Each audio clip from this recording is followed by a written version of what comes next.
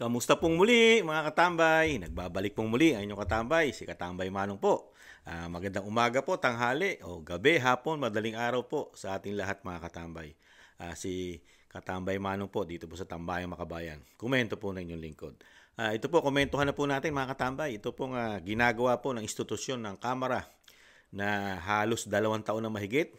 Ang ginagawa pong pagtugon sa ating bayan, sa ating bayang minamahal na Pilipinas, ay puro investigasyon po ang ginagawa po nilang pagtugon na sana'y makakatulong po sa kawalan, kahirapan at nagmamahalang bilihin sa ating bansa. Pero ang tinutugunan lang po ay puro pang personal po yata nilang interes sa politika mga katambay. Ito po, Pangulong Duterte na naman, dating Pangulong Duterte na naman mga katambay, walang kamatayan, pamilya Duterte, 2 taon nang mahigit, demolition job, political harassment. Ngayon, napakaraming investigasyon, di ba? Sinasangkot sa Pogo, sa West Philippine Sea, di ba? Gentleman Agreement, di ba? EJK, War on Drugs. Ngayon naman po, ano naman po ang pagtutuunan naman ngayon mga katambay? Yung paggamit daw po ng Intel Fund, mga katambay. At kasama na rin dito, confidential fund, Intel Fund, di ba? Ito naman daw po ang bubusisiin ngayon ng Quadcom sa institusyon po ng Kamara mga katambay. Pakinggan po natin ang napakagagaling at walang bahid ng dungis at walang bahid na korupsyon na institusyon ng Kamara mga katambay. Di ba? Kung ang tatanungin mo ay sila. Pero pagka si dating Pangulong Duterte ang tinanong mo sa institusyon ng Kamara at ng Senado, dalawa lang po o 3 lang ang isasagot ni dating Pangulong Duterte diyan. Pinaka worst, rotten na institusyon mga katambay. Ayon po yan kay dating Pangulong Duterte. Pakinggan po natin ang balita at komentuhan po natin. Magandang hapon, Rosalie. Ano ang mga nais malaman ng Quadcom sa paggamit ng intelligence funds ni dating Pangulong Rodrigo Duterte? June matapos ihayag na may cash reward system sa anti-drug war ng dating Administrasyong Duterte, nais na rin imbestigahan ng House Quadruple Committee o Quadcom ang intelligence funds ni dating Pangulong Rodrigo Duterte, partikular na ang paglobo ng naturang pondo. Okay, hearing is resumed. Sa pangwalong public hearing ng House Quadruple Committee o Quadcom, inihayag ni Royina Garma, retired police colonel at naging general manager ng Philippine Charity Sweepstakes Office, ang pagkakaroon umano ng cash reward system sa giyera kontra illegal na droga ng Duterte administration. Puro di umano. Anya, bawat drug suspect na mapapatay sa anti-illegal drug operation na mga tauhan ng pulisya, may katumbas umano ito na 20,000 hanggang 1 million pesos. Sa War on Drugs diagram na ibinigay ni Garma sa Quadcom, isang alias smoking na staff member umano ng Nooy Special Aid to the President at ni Senator Bongo ang in charge sa paglalabas ng salapi para sa payment of rewards. Pinoproseso umano ang pagpupondo sa mga planadong operasyon, refund para sa operational expenses at rewards para sa agents sa pamamagitan ng bank accounts ni Peter Parungo na nasa Criminal Investigation and Detection Group 11 on at nasa ilalim ng CIDG Region 11 Chief na si Edilberto Leonardo, ang kabibitiw lamang na National Police Commissioner. CIDG 11 personnel in charge in the deposit and payment of money coming from alias Smoking from PMS who in charge in releasing of money. Binanggit ba sa iyo na kung saan nanggaling yung pera ni Muking? Wala po. In reality sa ground, wala naman talagang punto binibigay ang PNP sa Koplan. Yung mga Koplan lang na napupuntuhan, national level yan kung meron man. Ang revelasyong ito ni Garma magiging subject na rin ng investigasyon ng Quadcom dahil sa umano'y paglobo ng intelligence funds noon ng tanggapan ni dating Pangulong Duterte. Duda ng ilang House Solons, ito umano ang posibleng ginamit para sa cash reward payment sa anti-drug war. There are operations being implemented by the administration or former administration o kahit ngayong administration na kapag police operation o kaya military operation, gagamit ka ng Intel Fund. Yun din yan ang ginagamit natin eh. So, kaya lumabas na investigahan yung Intel Fund ng former president because Rohina Garma told us na doon ang galing sa malaking yung pera. So, we need to find out saan talaga kinuha yung pera. And we're pretty sure doon yun sa Intel Fund. Kapwa itinatanggi ni Senators Go at Ronald Bato de la Rosa ang cash reward system allegations sa Duterte drug war. Naniniwala naman si Quadcom Overall Chairperson Representative Robert Ace Barbers na galing ang pondo sa Intel Funds ng Office of the President at ng Philippine National Police. Kung mau-audit anya ang pondo, matutuklasan kung sino ang nagsisinungaling at nagsasabi ng totoo. Umaapela naman si House Assistant Minority Leader at Gabriela Women's Party List Representative Arlene Brosas sa COA na imbestigahan ang potensyal na maling paggamit ng bilyong-bilyong pisong halaga ng pondo sa tila naging Oplan Pork Barrel na Oplan Double Barrel Strategy. Balak ng imbitahan ng Quadcom sa pagdinig nito ang COA kaugnay ng issue. Para naman sa dating Chief Presidential Legal Counsel ng Duterte Administration na si Attorney Salvador Panelo, walang basihan ang gagawing legislative inquiry ng Quadcom dahil hindi totoo ang sinasabing reward money sa drug war ng nagdaang administrasyon. Yes, October 22 yung susunod na pagdinig ng Quadcom at Ayan mga katambay. Nakita po natin ang sinasabi po nga na komento na inyong lingkod, pamumulitika. Dahil kung lalagyan po natin ng logic, halala na mga katambay. Halala na. Alam po nila na galit at talagang hindi nagugustuhan po ang nangyayari po sa institusyon ng Kamara at Senado at sa bagong Pilipinas nila. Di ba? Ano po ang ginawang trabaho lang po nito? Lalo po institusyon ng Kamara, Senado at ang bagong Pilipinas. Puro pamumulitika. Walang pagtugon sa problema ng bayan, mga katambay. Meron man, dadaanin ka sa ayuda, sa kakadiwa, mga katambay. Kaya po, lahat po ng may posibilidad na katulad po ni Senator Go at Senator Bato na malaki po ang tsansang makabalik sa pwesto, mga katambay. Kailangan po nila itong ipolitika. Demolition job. Lalo po ang dating Pangulong Duterte na napakagaling. Isa sa pinakamagaling na presidente nagdaan sa ating bansa. Ako mismo nakaranas. Buhay pa si Kamanong. Naranasan ni Kamanong ang mga naging presidente. Inabutan ni Kamanong mga ilang panahon ang Pangulong Senior Marcos, mga katambay. Si Kamanong yan elementary. Nakita rin po Kapiraso. Nakita po ni Kamanong ang Aquino, ang Corazon. Di ba? Ang Ramos, ang Estrada, ang Gloria, ang isa pang Ninoy Jr. at Pangulong Duterte at Pangulong Marcos. Bukod tangi lang po sa nakita ni Kamanong na mula po ngayon buhay. Tangi si dating Pangulong Duterte lang. Ang nakitaan ko ng politiko, may political will, may pagmamahal sa bayan, makatao. Hindi po makakriminal, mga katambay. At galit na galit po, lalo sa bisyo na bawal laganap sa ating bansa, droga. Di ba? Sama na natin ang krimen. Di ba, mga katambay? Hiyang-hiya naman po tayo dito sa Quadcom. Institusyon po na sinasabi nga po ni dating Pangulong Duterte, open the book. Kung talagang kayo malilinis, ang gagaling nyo mag-imbestiga, hinahamon kayo ni dating Pangulong Duterte, di ba? Magbukasan tayo ng libro. Bubuksan nyo po ang libro nyo. Bubuksan din ni dating Pangulong Duterte ang kanyang libro. Di po ba? Napakagaling nyo mag-imbestiga. Pero yung iyong institusyon ay sarado ang libro sa taong bayan. Sarado po. Meron po mga intel pan yan. May confidential pan po yung mga yan. Sarado po sa publiko yan. Mga katambay. Yung public hearing nga po ng kanilang mga pondo, budget, sarado po sa publiko. Sila lang po ang gumagawa ng pondo nila taon-taon. Wala po tayong alam. Napakalilinis po nito. Itong mga congressman na ito.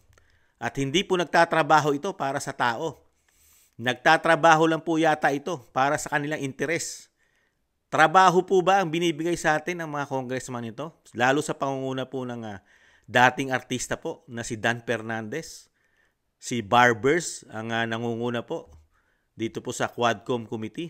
At kasama pa ang grupong Makabayang Black. Di ba, mga tambay? Dito po sa tumutuligsa sa pamilya Duterte. Kaya po kung Kung sa panahon lang ni dating Pangulong Duterte, ganito ang style ng mga congressman, mga representative, pinaimbestigahan niya na lahat ito. Pinaimbestigahan.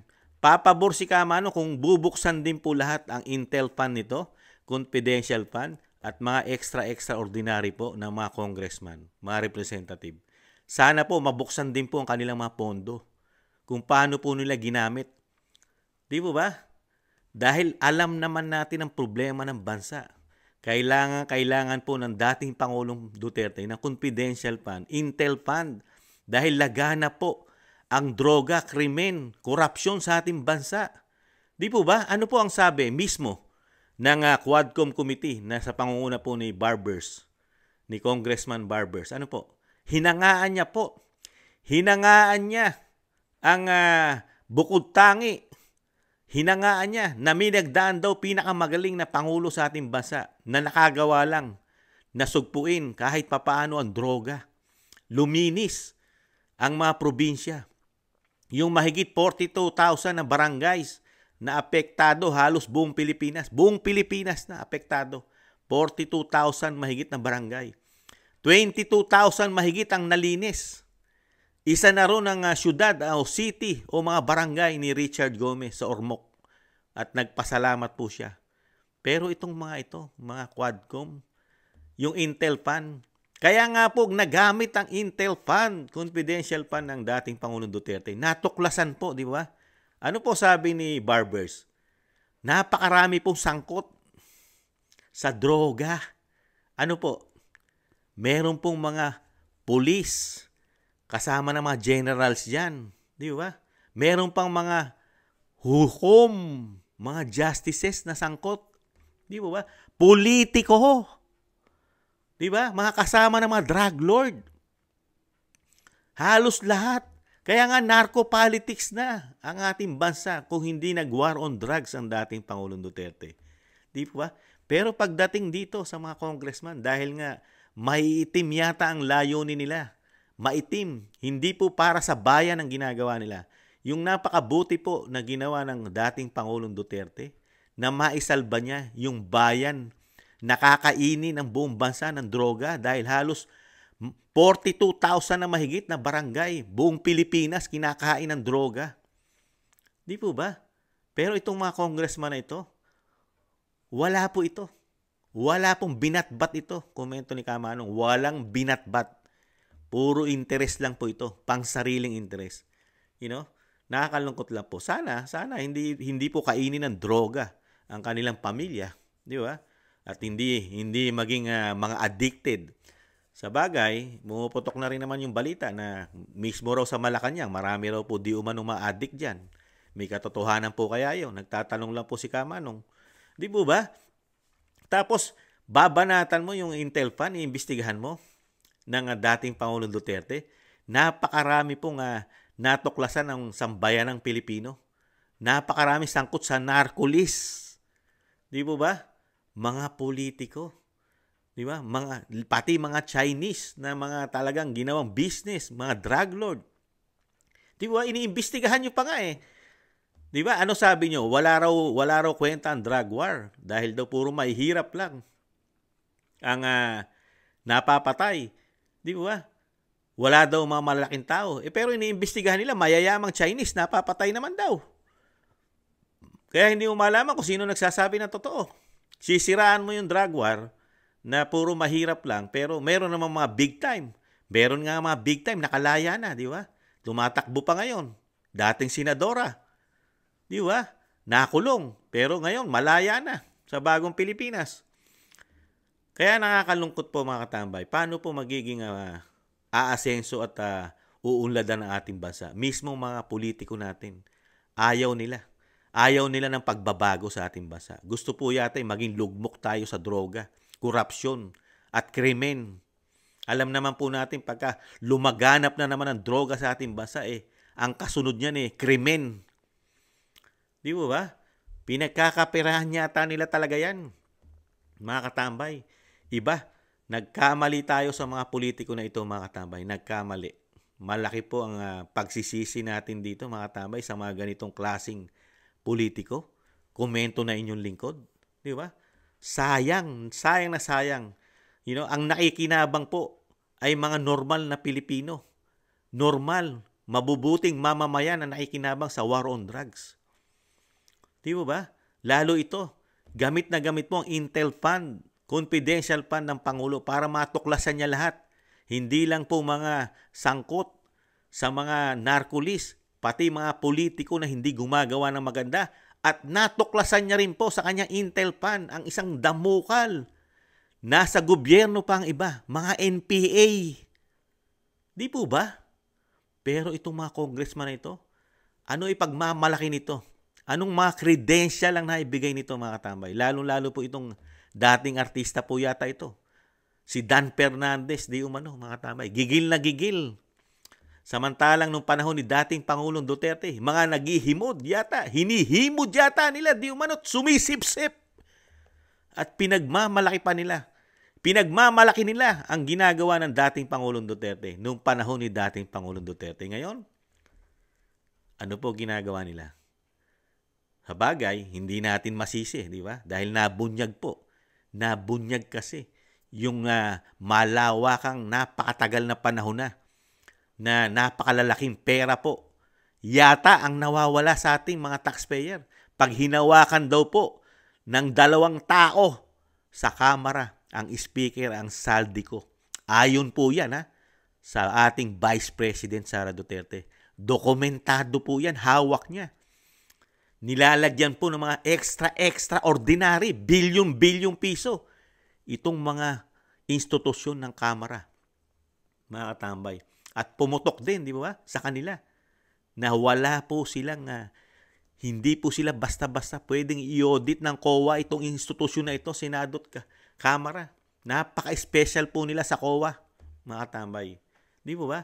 Meron na po ba tayong narinigan na ino-audit ang isang congressman, isang speaker, isang senador, isang Senate President? Ino-audit po ba katulad ng ginagawang investigasyon kay Vice President Sara Duterte? Sige nga, magbigay po kayo kay Kamanong na meron nagaganap at nangyari na ino-audit, chine-check, nire-revisa ang pondo ng bawat congressman ng COA, pati na ang mga senador.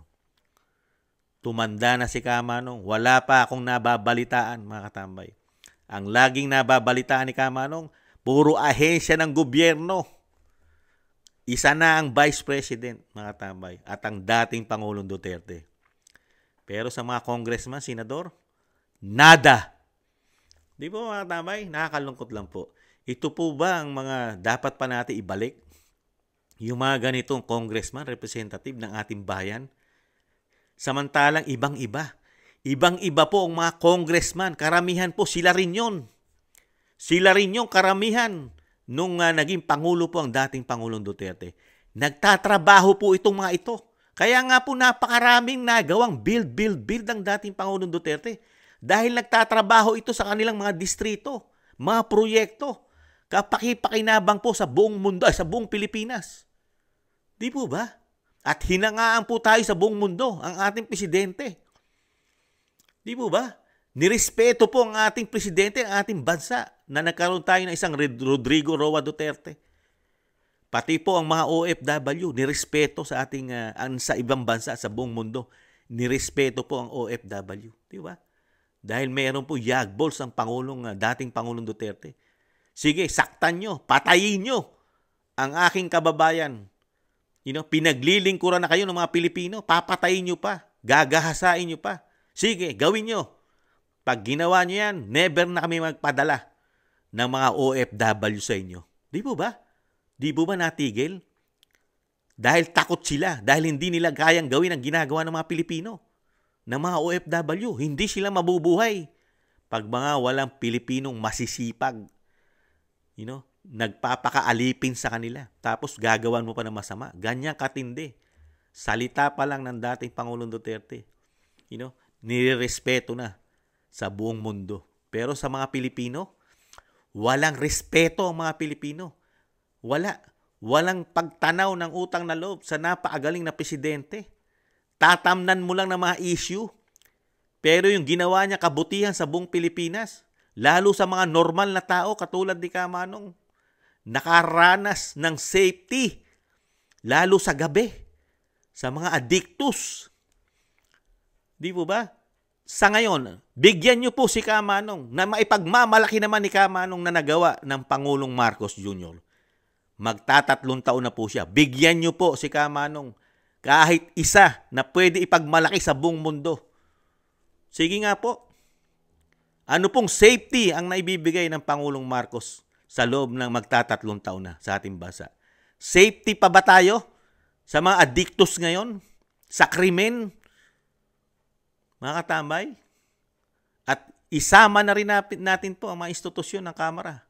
Ano po ang ginagawa nila ngayon? Ikumpara mo nung nagtatrabaho sila ng 6 na taon kay dating Pangulong Duterte. Ganyan po ba trabaho nila? Ng 6 na taon, 3 taon, nung panahon ni dating Pangulong Duterte? Puro investigasyon. Kaya wala pong pinatutunguhan ng ating gobyerno. Nakita niyo po ba? Meron po bang bill better more? Paano magkakaroon ng bill better more? Halos lahat ang institusyon ng Kamara at Senado ay busy sa investigasyon. Sige nga, anong mga proyekto magagawa niyan? Ang natutuklasan lang po natin, puro korupsyon. Korupsyon na natutuklasan ng mga Pilipino, hindi better more. Di ba mga tambay? Mismong Vice President ang nagpatotoo niyan.